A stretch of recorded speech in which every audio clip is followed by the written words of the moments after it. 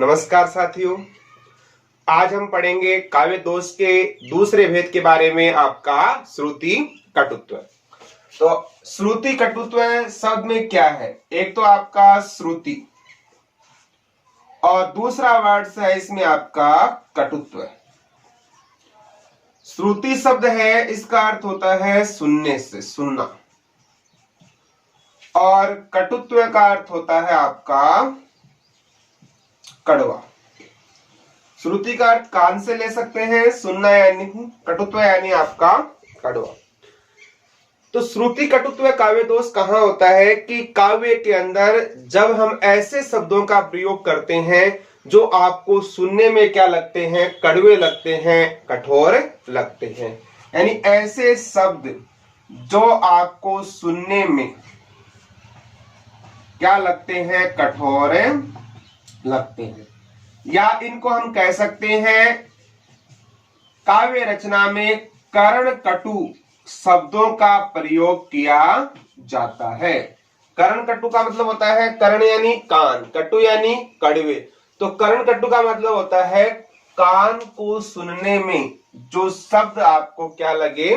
कड़वे लगे।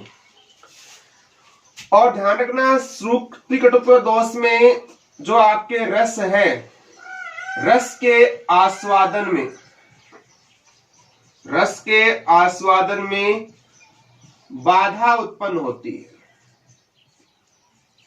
रस के आस्वादन में क्या उत्पन्न होती है? आपकी बाधा उत्पन्न होती है।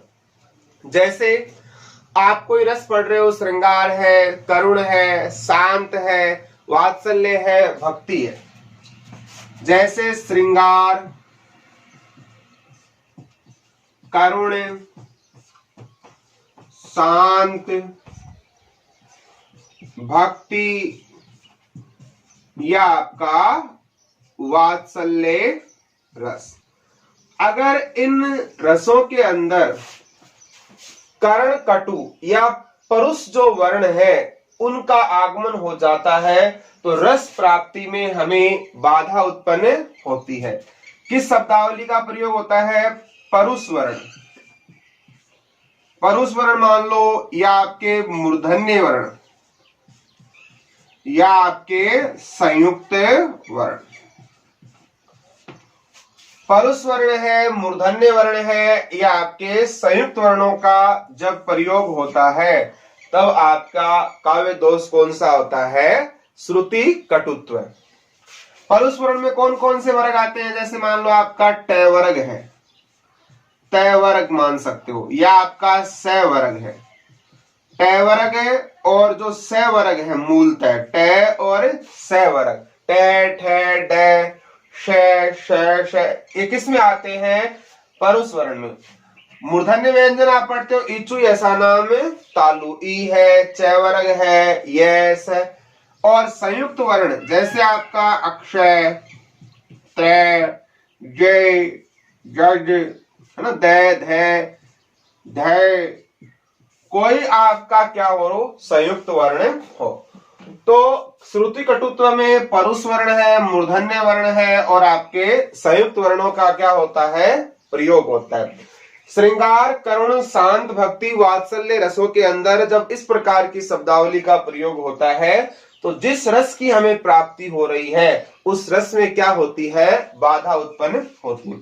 अगर मान लो ये परस्वर्ण है, आपके वीर रस है, भयानक है, विभत्स है, या आपका रौद्र रस है, इनके अंदर जब इनका प्रयोग होता है परुष वर्णों का, तब रस में बाधा उत्पन्न नहीं होती है, क्योंकि जो वीरता की, भयानकता, विभत्स और रौद्र, इन रसों की जो रचनाएं होती है उनमें उत्साह का भाव होता है और वहां पर आपके ट वर्ण है, संयुक्त वर्ण है, इनका प्रयोग किया जाता है। लेकिन श्रृंगार, करुण, शांत, भक्ति, वात्सल्य इस प्रकार का रस है और वहां पर अगर इस प्रकार के वर्ण है, परुष वर्ण है, मूर्धन्य और आपके संयुक्त वर्ण, तो वो शब्द आपको काव्य रचना की दृष्टि से सुनने में क्या लगते हैं? कठोर लगते हैं।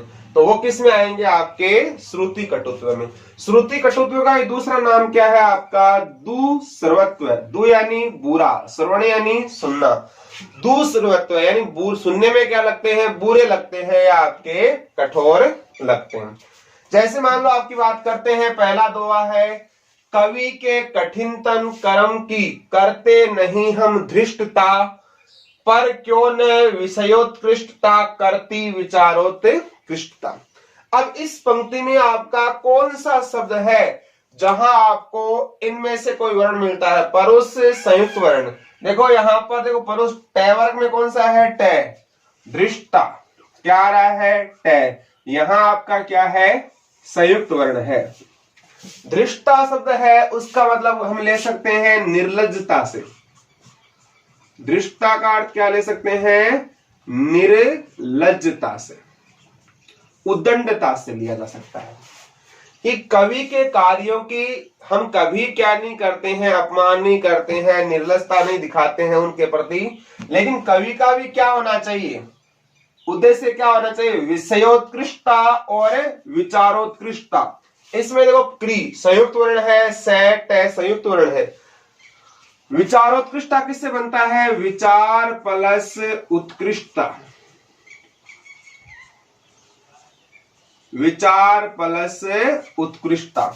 और विषयोत्कृष्टता किससे बनता है? विषय प्लस उत्कृष्टता से।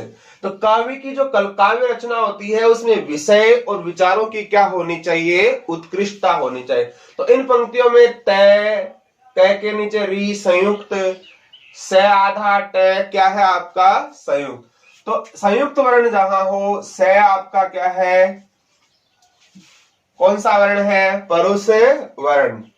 तो इस प्रकार के जो हम वर्ण आते हैं तो आपको श्रुति कटुत्व दोष से मानना है। दूसरा दो है आपका कट्टर कट्टर तंडुल चबात, हरी हंसी हंसी के, हियरा चटकात हरी रुक्मणी महारानी के। कट्टर कट्टर, इसमें क्या आ रहा है? कौन सा वर्ण है आपका? ट आ रहा है। तो ट वर्ण जहां आता है, टैट है ड, तंडुल में क्या है आपका? ड। तो कट्टर कट्टर तंडुल चबात, हरी हंसी हंसी के, हियरा चटकात क्या आ रहा है? ट वर्ण, हरी रुक्मणी महारानी की। किस घटना का वर्णन किया गया है इसके अंदर? वो घटना जब एक बार सुदामा भगवान श्री कृष्ण के मिलने जाता है और कुछ चावल ले जाता है भेंट स्वरूप, तो उन चावलों को भगवान श्री कृष्ण बड़े प्रेम से खाते हैं और रुक्मणी है उस दृश्य को देखकर क्या करती है? उसका हृदय है वो क्या होता है? व्यथित होने लग जाता है, चटकने लग जाता है। और हरि किसके लिए आया है? श्री कृष्ण के लिए। और भगवान श्री कृष्ण है अपनी भाभी यानी सुदामा की पत्नी के द्वारा दिए गए चावलों को हंस हंस कर खा रहे हैं। और रुक्मणी का हृदय क्यों पीड़ित होता है? वो जानती है भगवान अगर एक मुट्ठी चावल खाते हैं तो एक लोक का राज्य है वो सुदामा को दे रहे हैं। इसी कारण जब तीसरी मुट्ठी भगवान श्री कृष्ण खाते हैं तो रुक्मणी है वो भगवान कृष्ण का क्या पकड़ लेती है? हाथ पकड़ लेती है। तो यहाँ भी किस वर्णों की अधिकता है? ट वर्णों की। चटर चटर कट्टर कट्टर है ना, जैसे आप कह सकते कट्टर, ये भी आ जाएगा। लटक लटक, झटक झटक, इस प्रकार के जो वर्ण है वो भी किसमें आते हैं? आपके इसी के अंदर शामिल होते हैं। तीसरा है भर्तसना से भीत हो वह बाल तब चुप हो गया। बाल यानी बालक से। भर्तसना, इसमें देखो तय वर्ग, आधा रे और से वर्ग। भर्तसना, इस आपको बोलते हो तो आपको बड़ी कठिनाई होती है। भर्तसना, भर्तसना का मतलब होता है किसी को डांटना, किसी की निंदा करना। भर्तसना शब्द का अर्थ होता है डांटना या किसी की निंदा करना। कि अगर हम बालक को डांट देते हैं तो बालक उस डांट से क्या हो जाता है? चुप हो जाता है। तो जहां कठोर वर्ण आपके सामने आए, सुनने में कड़वे लगे, तो ऐसा दोष कौन सा होता है? आपका श्रुति कटुत्व दोष माना जाता है। जैसे मान लो आपका शब्द है व्यग्र, यहाँ इसमें भी क्या आ रहा है? आपका संयुक्त वर्ण आ रहा है। जैसे आपका शब्द है उग्र, संयुक्त वर्ण आ रहा है। शब्द है आपका उदग्र, यहां भी क्या है? संयुक्त वर्ण है। रुष्ट, पुष्ट, सृष्टि, दृष्टि, इस प्रकार यहाँ भी क्या है, मूर्धन्य स है, ट है, संयुक्त वर्ण है। इस प्रकार रुष्ट है, पुष्ट है, सृष्टि है, दृष्टि है, व्यग्र है, उग्र है, उदग्र है। इस प्रकार के जहां वर्ण आते हैं तो वह आपका क्या होता है, श्रुति कटुत्व दोष माना जाता है। जैसे मान लो आपके सामने शब्द आ गया जगत जननी, जय ग जय जयनी, जगज जननी, कितना बड़ा वर्ड है। यहां भी क्या आ रहा है, जय टुकड़ों के अंदर आ रहा है। जैसे आप संधि करते हो भगवत प्लस डमरू, भगवत डमरू,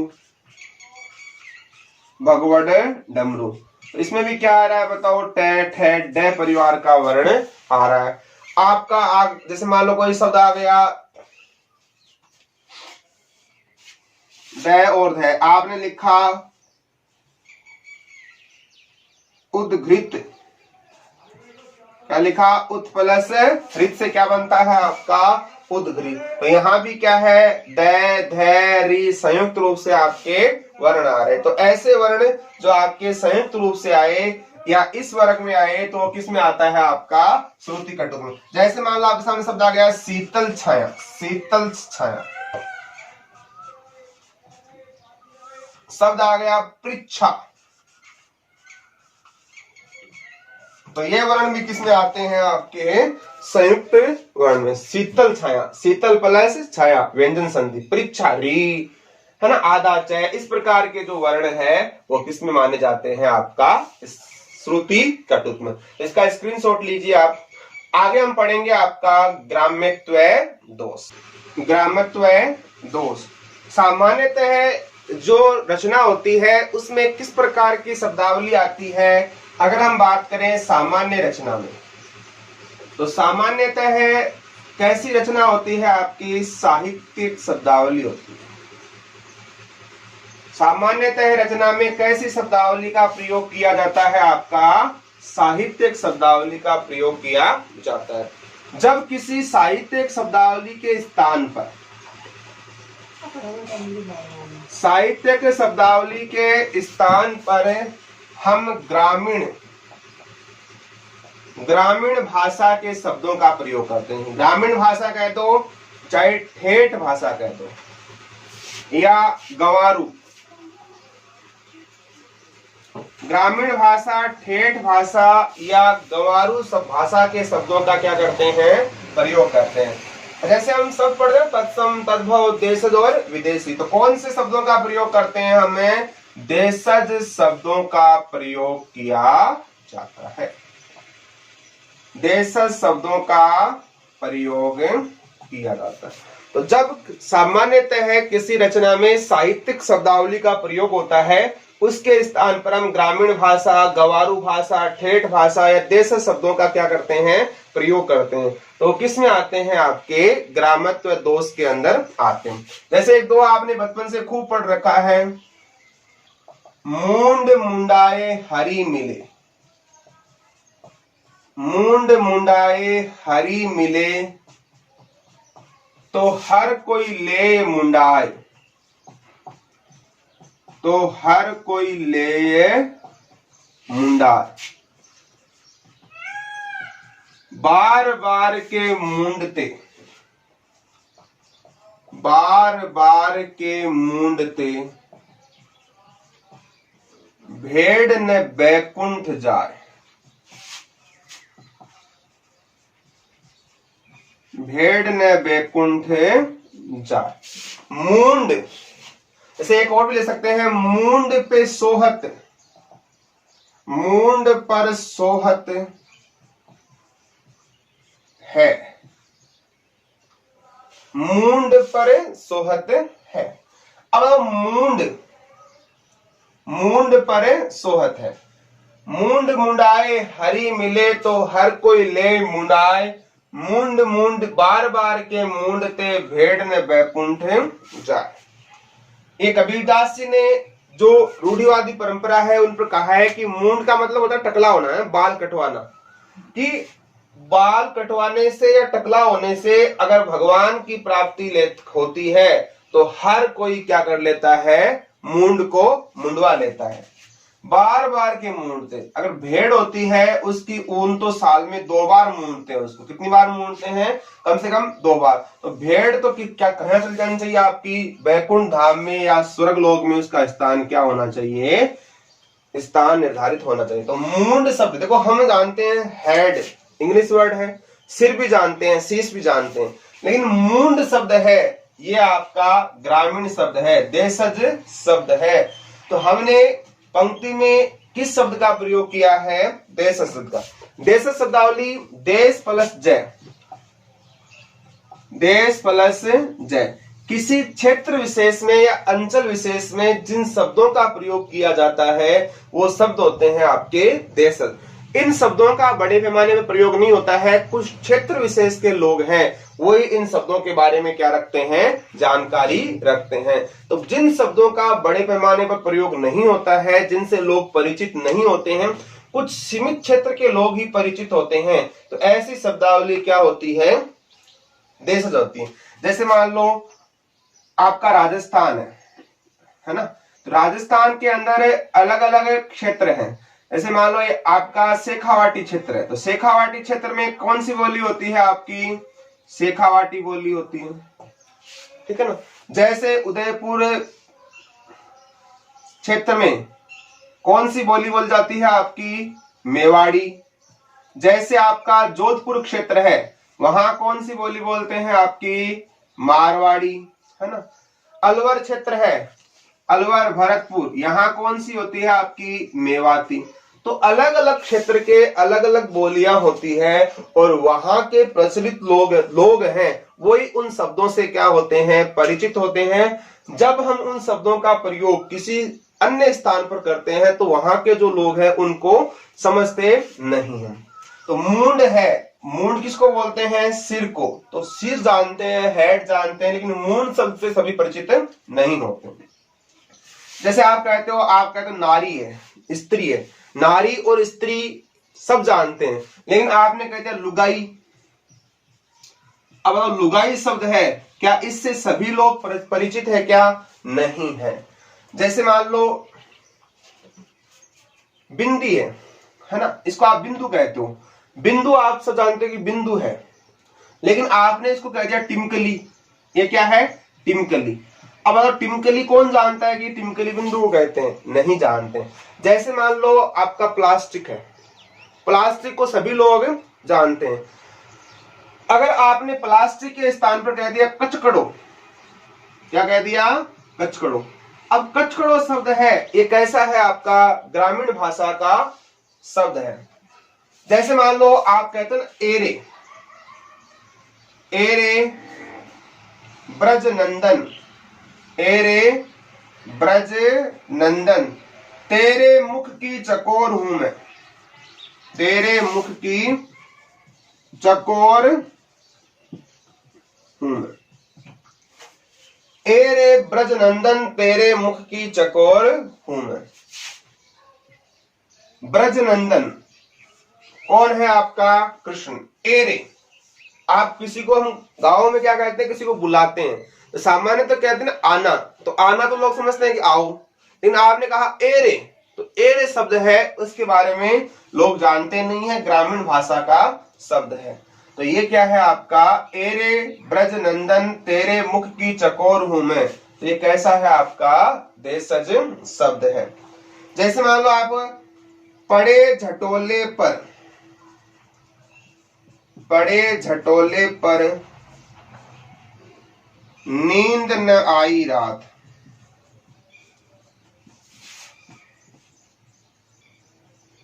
पड़े झटोले पर नींद न आई रात। अब हम ऑलमोस्ट कहते हैं खाट, है ना, सोने की जो चारपाई होती है, चारपाई को सभी जानते हैं, लेकिन चारपाई के स्थान पर आपने क्या कर दिया? झटोले कर दिया। पड़े झटोले पर यानी चारपाई जैसा एक सोने का होता है। पड़े झटोले पर नींद न आई रात की, झटोले पर सो रहे थे, रात को क्या नहीं आई? आपकी नींद नहीं आई। झटोला शब्द भी क्या है आपका? देशज शब्द ले सकते हैं। तो ऐसे शब्द जिनका प्रयोग सीमित मात्रा में होता है, गांव के शब्द होते हैं, ठेठ भाषा के होते हैं, या आपके देशज शब्द होते हैं, वो किस में आते हैं, आपके ग्रामीण शब्दों के अंदर या ग्रामत्व दोष के अंदर माने जाते हैं। अगला है च्युत संस्कृति दोष।